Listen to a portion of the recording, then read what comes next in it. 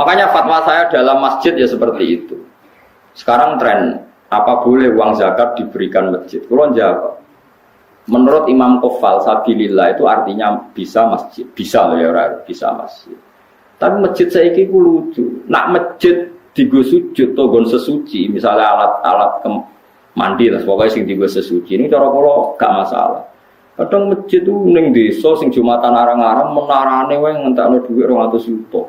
Pak Gerin tak 200 juta. Lho kamar mandi sing kira-kira tak 50 juta iku cek nganggo sandal. Tutupe keran kadang coplok. Kalau menurut saya masjid itu satu paket dengan tohar. Mergo syarat saya salat itu nak sucine sah. Mulane ning gone masjid itu Allah nyifati fihi rijalu yuhibbuna ayyatatoh. Masjid yang baik itu siapa? Masjid yang di dalamnya itu banyak orang-orang sing sesuci. Saya ini paket sesuci itu melibatkan air. Kalau airnya baik, alat sesuci baik, berarti masjid itu baik. Nah, saya kira kayak masjid menarane larang, pagere larang, lampune wis sangka granit wapik, sangka macam-macam. Tapi alat sesucine elek. Lha iku ora oleh. Jadi enggak bisa masjid sekarang sudah selera kayak pager, kayak batu granit sing tinggu keramik macam-macam. Nak sing mutor yang pokok, tempat sujud sama alat sesuci, tapi kan gak masalah pakai zakat.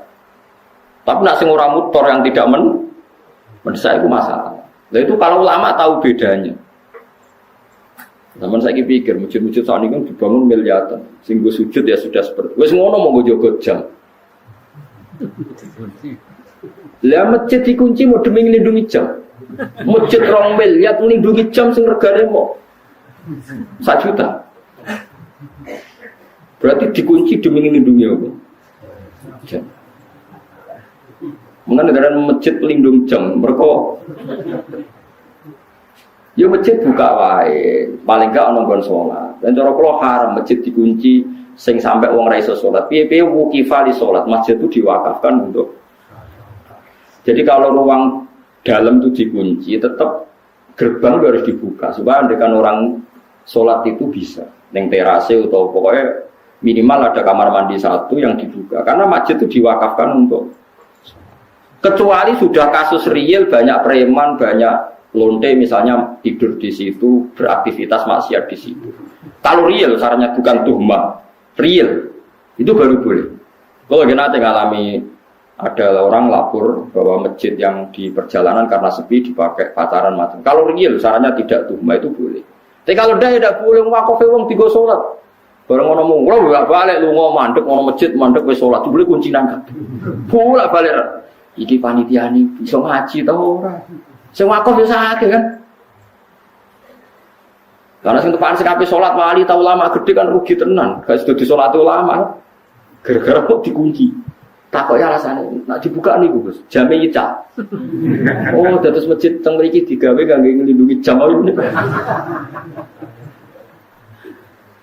Ya, dikunci demi melindungi. Jam ini kan paling. Nah, cara kula setengah-tengah ngoten nggih. Ya oke lah yang di tengah itu gitu, kunci tidak apa-apa, tapi tetap teras-terasnya bisa dipakai nopo sholat. Piye itu diwakafkan untuk nopo sholat. Memang banyak kasus ya, misalnya orang nakal di situ. Untuk daerah Pulau Mon kata pengurus masjid cerita Pulau. Kata Gus tiang badhe ngising kebelet teng omah. Niku mara masjid badhe ngising. Perkarane WC-ne bukaan. Ning omah ra duwe napa? Bar ngising ya mulai. Bar sik kula nggih nate disomasi. Kula pengurus masjid lho gak jari. Sak tak lha sing ngono iku pira sak desa? Sekawan Gus. Lah sing mara masjid tepe salat 80. Lah yo 80 kok kalahno mbek wong 4. Perkarane walian bareng dikunci walian sing ape jamaah.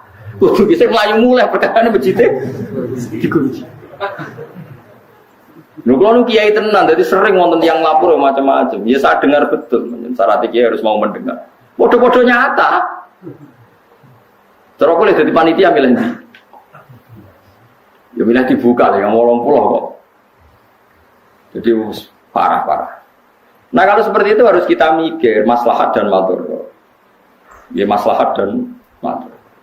Di globalin malah jika bangun dengan uang zakat dan nggak ada pilihan zakat itu kalau bisa memang jangan dikasihkan masjid karena pendapat sabilillah khair itu minoritas sekali dalam fikih.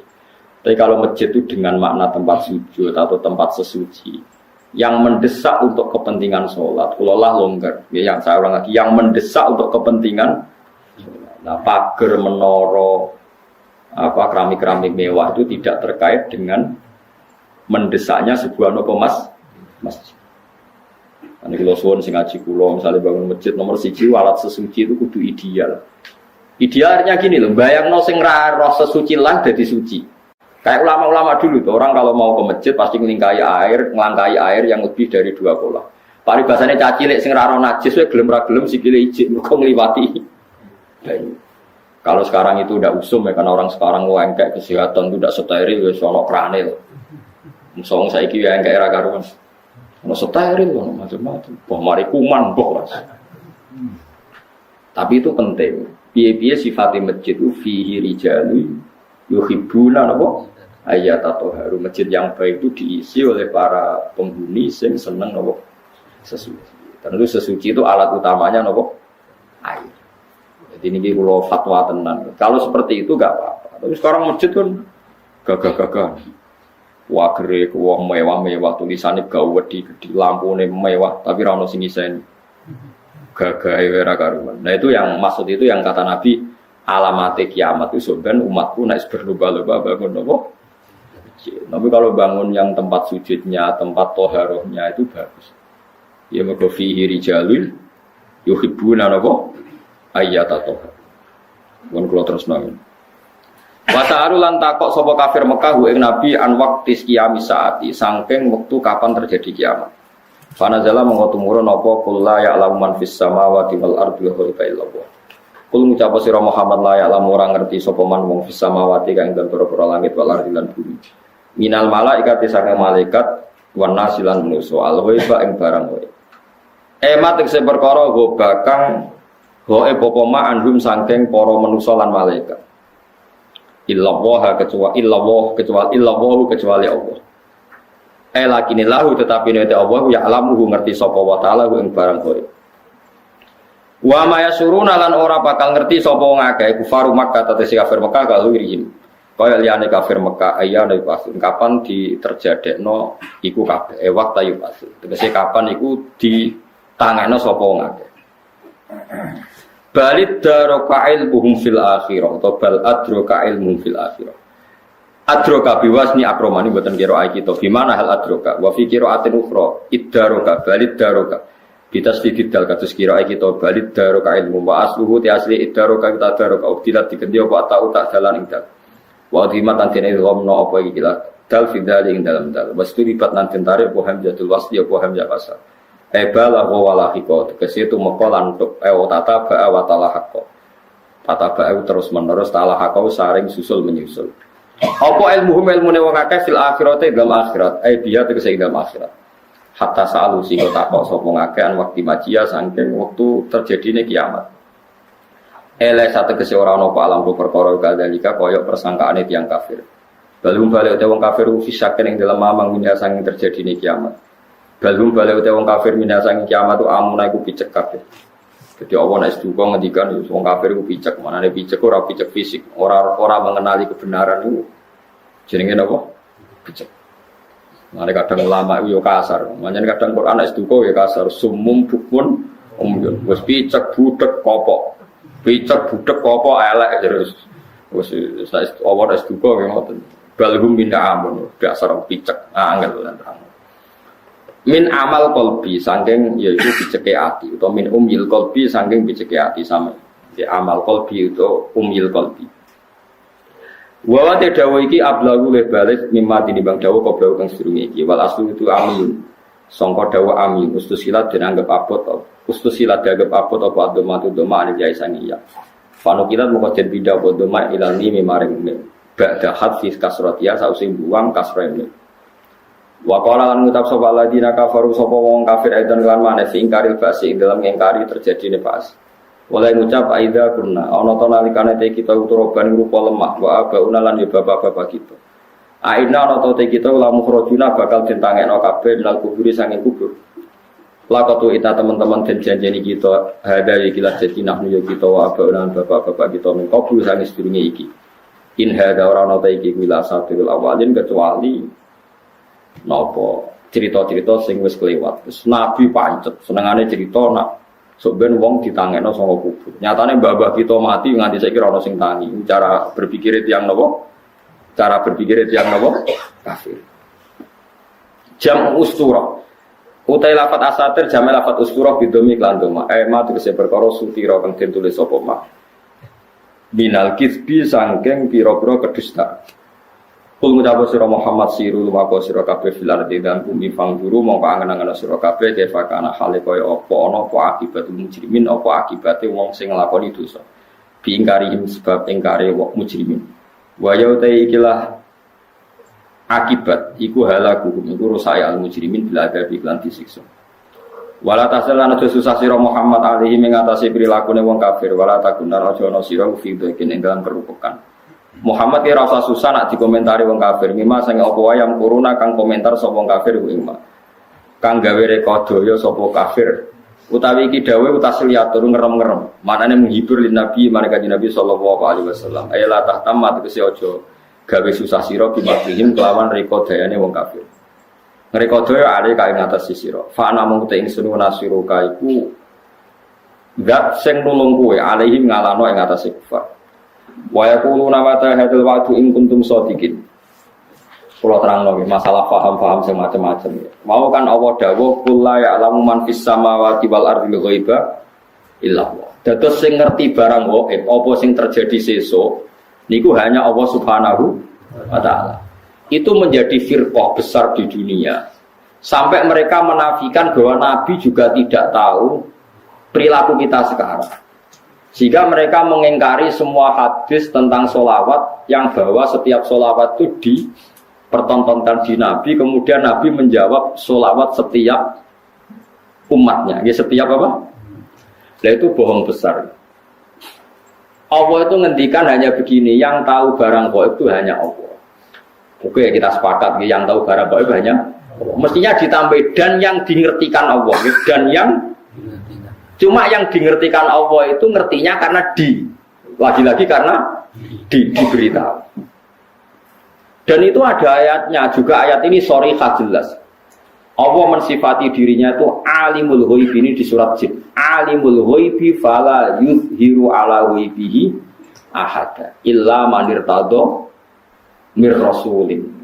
Illa man irtada mir rasulin. Allah itu zat yang tahu alam ghaib, dan alam ghaib yang dimengerti Allah itu tidak pernah dipertontonkan atau diajarkan ke yang lain kecuali rasul yang diberi ridho. Jadi artinya apa? Ada beberapa barang gaib yang Nabi dingertikan. Paham gitu loh maksudnya. Tapi ya tetap dia, karena posisinya Nabi itu di. Saya beri sekian contoh, misalnya begini. Waraqah bin Naufal itu orang Nasrani, tapi dia penginjil yang sejati. Dia tahu bahwa Nabi akhir zaman mau lahir di angkatan dia. Ya akhirnya ketika Nabi sowan setelah mendapat wahyu, kata Waraqah kan, kamu itu Nabi benar dan Anda dapat wahyu kayak Musa. Sayang saya sudah tua. Andai kan saya masih muda, saya akan membela kamu saat kamu diusir oleh kaum Anda. Terus kata Nabi Muhammad, masa saya diusir? Terus kata Waraqah, orang seperti kamu pasti ngalami diusir. Itu satu hari setelah Nabi Muhammad jadi Nabi. Kemudian beliau diusir setelah 13 tahun jadi Nabi. Gitu, misalnya jadi Nabi umur 40 tahun, diusirnya kan tahun 53. Nabi umur berapa? Itu kan barang gaib, tapi tercatat dalam aturan-aturan kriteria Nabi agar Nabi ya sebenarnya alami diusir. Nah itu ya barang gaib, tapi orang bisa tahu karena dingerti. Sekarang di Masjid Biru, Masjid Khodro di Turki, itu ada di kubahnya, di menaranya itu ada tulisan Lataf tahunnal Konstantinia walatun fikunna kunuzaha fi sabilillah. Itu Imam Bukhari meriwayatkan itu tahun 200 Hijriah. Saya ulang lagi, 200 Hijriah.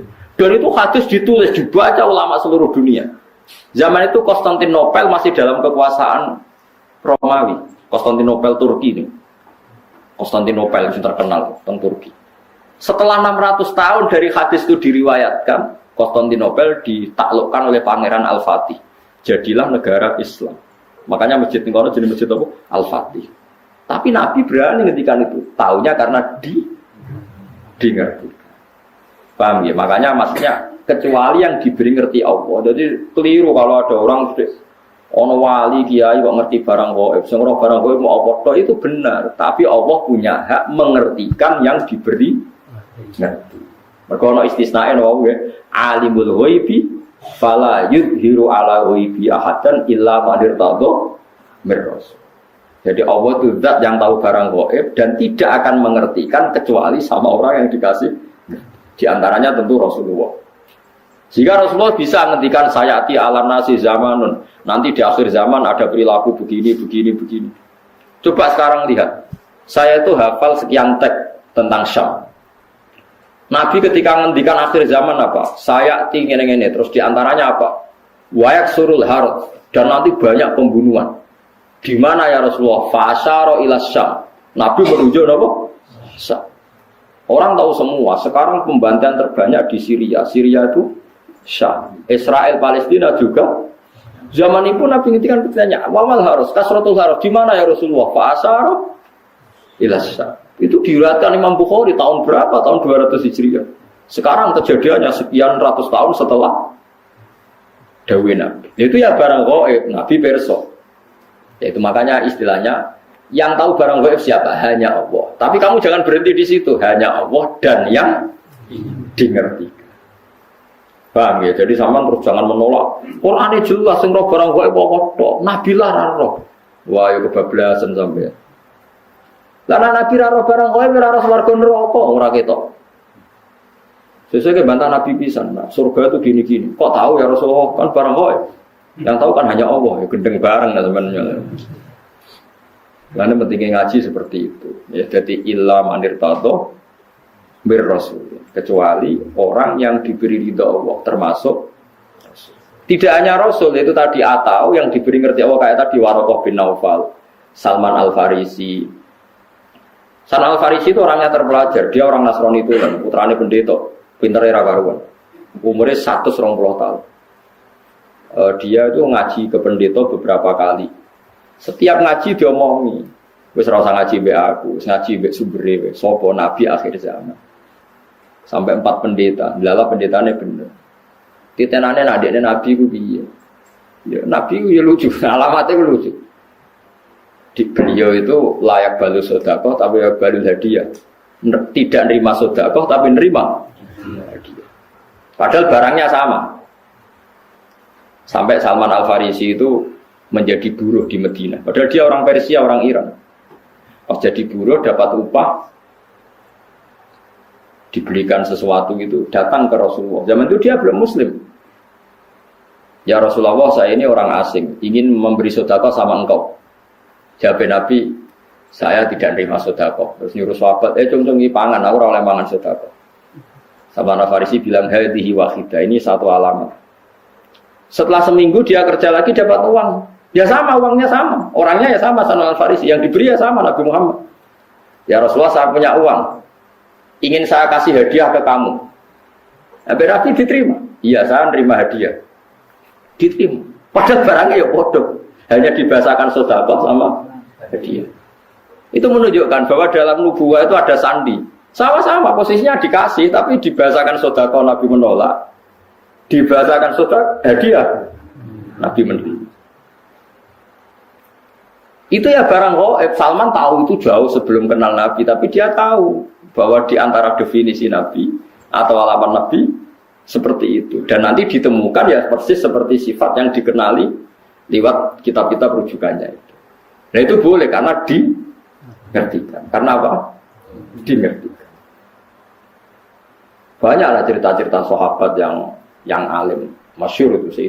Itu di kitab-kitab hadis masyhur. Sayyidina Umar itu ketika di Madinah pasukannya terdesak di Irak. Irak Madinah itu penerbangan 2 jam. Penerbangan 2 jam bisa bayangno jauh. Itu pasukannya terdesak, Umar dari Madinah bisa mimpin pasukan yang di Irak. Semua pasukannya dengar suara Umar. Beliau pas khutbah, ya Sariyah Al-Jabal, kalau Jabal tadi, ya Sariyah Al-Jabal, hei pasukanku kamu harus berlindung di atas gunung. Pertama pasukannya sudah santai-santai di ruang terbuka. Di sana kan gurun pasir ya, kalau ruang terbuka itu bahaya sekali. Semua pasukan dengar suara Umar. Akhirnya mereka sembunyi di atas gunung. Nah itu ya barang itu coba jarak Madinah. Sampean kene kita bawa cara ros trahom. Iku Madinah iso delok pasukan ten. Ngerti musuhe liwat kene, pasukane ning kene kalau enggak dingertikan, diperingatkan bahaya. Kaget sing ngrungokno khutbah. Umar piye karepe tengah-tengah khutbah. Bilang ya Sariyah al-Jabal, ya Sariyah al-Jabal. Itu semua pasukannya dengar. Setelah sekian bulan pasukan itu menang pulang. Mereka cerita semuanya mendengar suara Umar. Terus yang Jumatan ya cerita, kita juga janggal karena tahu-tahu Umar bilang ya Sariyah aja. Karena ya Umar bisa gitu tapi karena dingertikan, dikasih keramat seperti itu. Ya banyaklah cerita-cerita. Mbak Sayyidina Ali itu masyhur. Dia ada fitnah Siffin, ada fitnah macam-macam perang BD. Kalau ditanya, kamu tidak takut mati? Tidak, mati saya tidak seperti itu. Tapi kamu tidak takut mati, fitnah sudah di Siffin? Tidak, mati saya tidak seperti itu. Nanti yang kena itu kepala saya. Sampai kena jum-jumah gini, terus pas sholat subuh. Jadi enggak di situ. Tetapi mati itu sudah ngerti. Tidak, mati saya tidak seperti itu. Tenang. Ketika beliau sudah saatnya ajal meninggal, mau sholat subuh, malamnya sudah bisa tidur. Semua sifat-sifat malam yang diceritakan Nabi, ya ini kayaknya malam ini. Beliau aja nih rasional, gak ngimami subuh, gitu masalah. Blebu, metu. Tapi kok harus ngimami subuh, karena ya seperti itu gitu. Ya sudah, akhirnya beliau ngimami subuh terjadi pembunuhan. Utsman ya sama seperti itu, ketika beliau perang ya pede saja. Siap ditanya, enggak mati saya tidak seperti itu. Karena sudah diceritani Nabi. Nanti kamu matinya seperti ini, seperti ini. Terus ketika beliau dikepung mau mati lah ini ajal saya. Memang gambaran mati saya seperti ini. Ya mati betul. Nah sampean Islam asli, ngerti barang gaib tenan asli. Itu asli orisinil Mas. Ya sesuai fitrah. Memang fitrah manusia itu tidak ngerti barang gaib. Jadi masih orisinil teman, mau bener-bener nggak ngerti, gitu. Jadi bagus lah itu masih orisinil, jadi masih itu.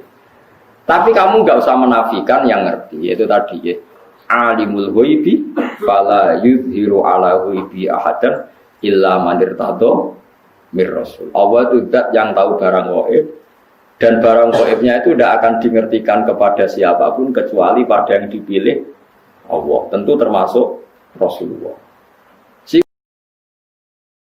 Subhanallahi wa bihamdihi adada khalqihi wa ridha nafsihi wa zinata 'arsyihi wa adada kalimatihi. Subhanallahi wa bihamdihi adada khalqihi wa ridha nafsihi wa zinata 'arsyihi wa adada kalimatihi. Subhanallahi wa bihamdihi adada khalqihi wa ridha nafsihi wa zinata 'arsyihi wa adada kalimatihi.